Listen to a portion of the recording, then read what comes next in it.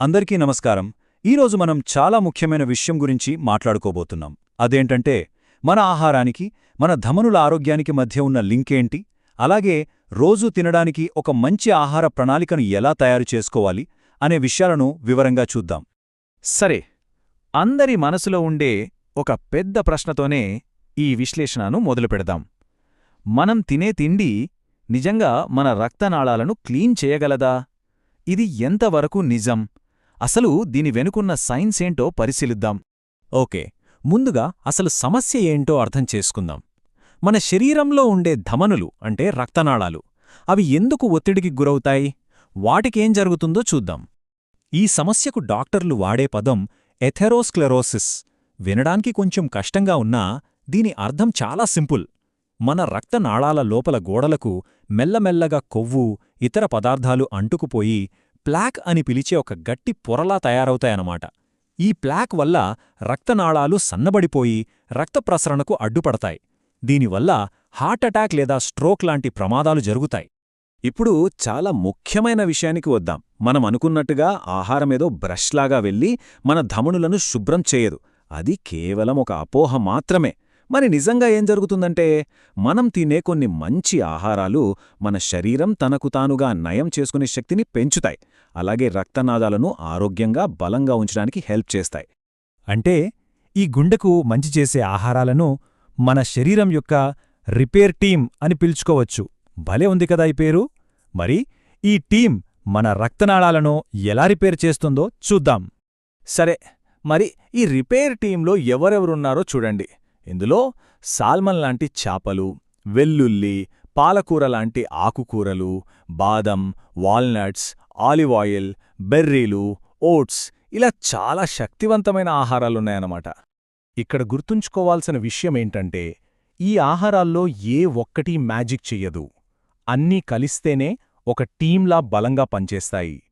ఇవన్నీ కలిసి మన శరీరంలోని చెడు కొలెస్ట్రాల్ను తగ్గిస్తాయి, మంచి కొలెస్ట్రాల్ను పెంచుతాయి, వాపును కంట్రోల్ చేస్తాయి, అలాగే మన రక్తనాళాలు ఫ్లెక్సిబుల్గా ఉండేలా చూసుకుంటాయి.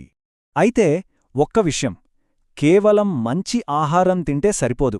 ఇది చాలా ముఖ్యం. ఈ ఆహారాలు వాటి పనిని సరిగ్గా చెయ్యాలంటే వాటితో పాటు రోజూ వ్యాయామం చేయడం, ఒత్తిడిని తగ్గించుకోవటం, సరిగా నిద్రపోవటం ఇలాంటి మంచి అలవాట్లు కూడా మన జీవితంలో భాగం కావాలి. సరే, ఇప్పుడు దాకా ఏమేం తినాలో చూశాం. ఇప్పుడు వీటన్నిటినీ ఒక పద్ధతి ప్రకారం ఒక ప్లాన్లాగా ఎలా తినాలి? అక్కడికే వస్తుంది ఈ డాష్ ప్లాన్, అంటే dietary approaches to stop hypertension. ఈ డాష్ ప్లాన్ అనేది ఏదో ఫ్యాన్సీ డైట్ కాదు. ఇది హై బ్లడ్ ప్రెషర్ను, అంటే హైపర్ టెన్షన్ను కంట్రోల్ చేయడానికి శాస్త్రీయంగా నిరూపించబడిన ఒక జీవన విధానం. ఇందులో ముఖ్యంగా పండ్లు, కూరగాయలు, తృణధాన్యాలు, ఇంకా తక్కువ కొవ్వు ఉన్న ప్రోటీన్కు ఎక్కువ ప్రాధాన్యత ఇస్తారు. ఈ పట్టిక చూస్తే మనకు ఒక స్పష్టమైన ఐడియా వస్తుంది.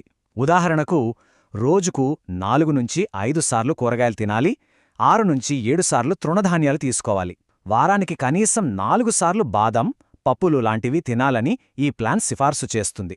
ఈ చార్ట్ చూడండి, చాలా ఆశ్చర్యంగా ఉంటుంది. మనం తినే ఉప్పులో 77%, అవును 77%, ప్రాసెస్డ్ ఫుడ్స్, రెస్టారెంట్ ఫుడ్స్ నుంచే వస్తోందట. మనం వంటలో వేసుకునే ఉప్పు కేవలం 11% మాత్రమే. అంటే ఎక్కువ ఉప్పు బయటి తిండి నుంచే వస్తోందన్నమాట. అందుకే ముఖ్యంగా హై బీపీ సమస్య ఉన్నవాళ్లు రోజుకు 1500 మిల్లీగ్రాముల కంటే ఎక్కువ సోడియం అంటే ఉప్పు తీసుకోకపోవడం చాలా మంచిది. ఇది ఒక క్లియర్ టార్గెట్. సరే, ఈ ప్లాన్ అంతా బానే ఉంది, కానీ రోజూ మన ప్లేట్లో దీన్ని ఎలా పెట్టుకోవాలి? ప్రాక్టికల్గా చూద్దాం పదండి. మన ప్లేట్ను ఎలా నింపుకోవాలి? ఇదిగోండి చాలా సింపుల్ రూల్. మన ప్లేట్ని ఊహించుకోండి. అందులో సగం భాగం కూరగాయలతో నింపేయాలి. మిగిలిన సగంలో ఒక పావు భాగం బ్రౌన్ రైస్ లాంటి ధాన్యాలు, ఇంకో పావు భాగం చేప లేదా పప్పులాంటి మంచి ప్రోటీన్తో నింపాలి. అంతే. ఇలా చేస్తే మన భోజనం బ్యాలెన్స్డ్గా ఉంటుంది. ఒకవేళ ఒక రోజంతా ఈ ప్లాన్ ఫాలో అయితే ఎలా ఉంటుందో చూద్దామా? బ్రేక్ఫాస్ట్కి పండ్లతో చేసిన ఓట్స్ మీల్, లంచ్కి కూరగాయలతో ఒక మంచి శాండ్విచ్, ఇంకా డిన్నర్కి బ్రౌన్ రైస్, కూరగాయలతో పాటు చేప. చూశారుగా ఎంత సింపుల్గా టేస్టీగా ఉందో? అంతా చెప్పి ఊరికే వదిలేస్తే ఎలా? అందుకే మీకోసం ఒక సింపుల్ అండ్ టేస్టీ రెసిపీ కూడా ఉంది. మనం ఇంతసేపు చెప్పుకున్న మంచి ఆహార పదార్థాలను కలిపి దీన్ని తయారు చేయొచ్చు. రెసిపీ పేరు green tea berry banana smoothie. వినడానికే బాగుంది కదా. దీనికి కావాల్సినవి కూడా చాలా సింపుల్. చల్లార్చిన గ్రీన్ టీ, బెర్రీ పండ్లు, ఒక అరటిపండు, కొవ్వులేని పెరుగు. కావాలంటే కొంచెం అల్లం లేదా చియా సీడ్స్ కూడా వేసుకోవచ్చు. దీన్ని తయారు చేయడం ఇంకా ఈజీ. ముందుగా గ్రీన్ టీ చేసుకుని పూర్తిగా చల్లార్చాలి. ఆ తర్వాత ఆ టీతో పాటు మిగిలిన అన్ని పదార్థాలను బ్లెండర్లో వేసి ఒక్కసారి తిప్పుతే చాలు, మన హెల్దీ, టేస్టీ స్మూదీ రెడీ. చివరగా ఈ మాట ఒక్కసారి ఆలోచించండి. నిజమైన గుండె ఆరోగ్యం ఆస్పత్రిలో కాదు, ప్రతిరోజు మన ప్లేట్లో మొదలవుతుంది. ఎంత నిజమో కదా.